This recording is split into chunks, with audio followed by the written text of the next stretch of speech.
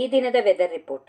ಕರ್ನಾಟಕದ ಹಲವು ಜಿಲ್ಲೆಗಳಲ್ಲಿ ಇಂದು ಮತ್ತು ನಾಳೆ ಮಳೆ ಅಥವಾ ಗಾಳಿ ಗುಡುಗು ಸಹಿತ ಸಂಭವಿಸುವ ಮಳೆ ಸಾಧ್ಯತೆ ಇದೆ.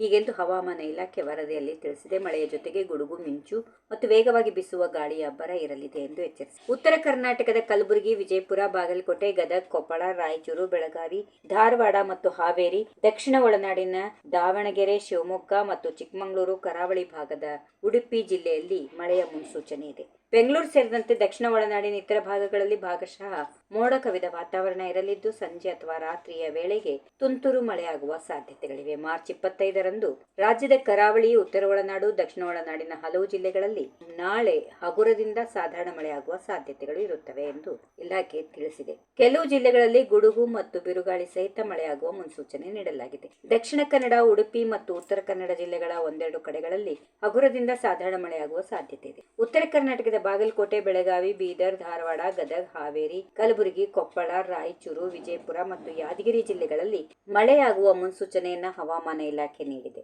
ದಕ್ಷಿಣ ಒಳನಾಡು ಮತ್ತು ಮಲೆನಾಡು ಭಾಗದ ಶಿವಮೊಗ್ಗ, ಚಿಕ್ಕಮಗಳೂರು, ಕೊಡಗು, ಹಾಸನ, ಮೈಸೂರು, ಚಾಮರಾಜನಗರ, ದಾವಣಗೆರೆ, ಬಳ್ಳಾರಿ, ವಿಜಯನಗರ, ತುಮಕೂರು ಮತ್ತು ಚಿತ್ರದುರ್ಗ ಜಿಲ್ಲೆಗಳಲ್ಲಿಯೂ ಒಂದೆರಡು ಕಡೆಗಳಲ್ಲಿ ಹಗುರದಿಂದ ಸಾಧಾರಣ ಮಳೆ ಅಥವಾ ಗುಡುಗು ಸಹಿತ ಮಳೆಯಾಗುವ ನಿರೀಕ್ಷೆ ಇದೆ.